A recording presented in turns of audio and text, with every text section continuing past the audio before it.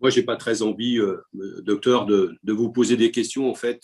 votre exposé euh, apporte tellement de réponses à la situation qu'en fait, c'est votre exposé qui nous questionne en tant que député français sur la première question qui était sur toutes les bouches, c'était comment vous aider. Mais en fait,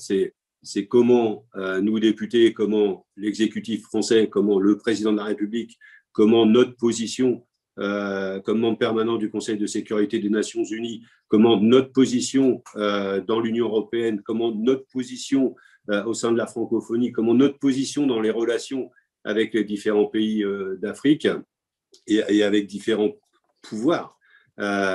comment cette position pourrait vous aider. Et Frédéric Dumas vient de le dire, mais en fait, la question, c'est qui nous est posée à nous, députés, et peut-être plus encore d'ailleurs aux députés de la majorité. Moi, je ne suis qu'un petit député d'un petit groupe d'opposition, mais c'est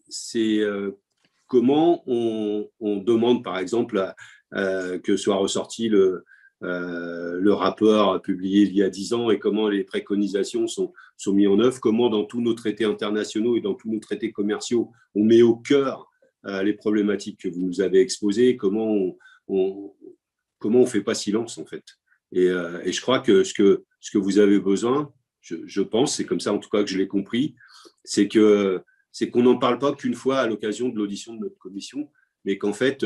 suite à l'audition que nous avons fait de vous, c'est que l'on ne puisse plus nous regarder si nous n'agissons pas au quotidien sur cette problématique-là. Et je pense vraiment que vous nous questionnez et vous nous ébranlez dans notre relation à ces crimes. Et vous avez dit la ligne rouge, il faut d'abord l'installer, il faut la liste noire,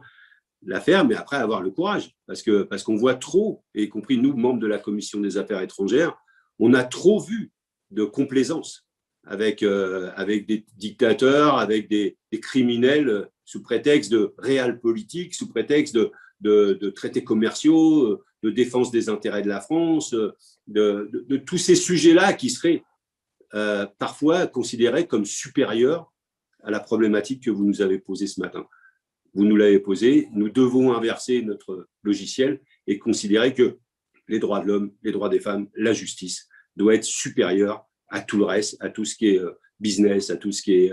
et peut-être que la France se regrandirait en mettant en avant toutes ces valeurs qui ont été les siennes à une époque de son histoire, peut-être oubliées avec l'évolution commerciale et de la mondialisation, mais peut-être qu'on se grandirait à remettre au cœur de nos politiques toutes ces valeurs-là. En tout cas, je voulais vous remercier pour le temps que vous nous consacrez, pour l'exposé exhaustif que vous nous avez fait, et à n'en pas douter, les prochains jours, les prochaines semaines et les prochaines années, dans la façon d'exposer notre projet politique, on ne devra pas vous oublier et oublier tout ce que vous nous avez dit ce matin. Merci à vous en tout cas.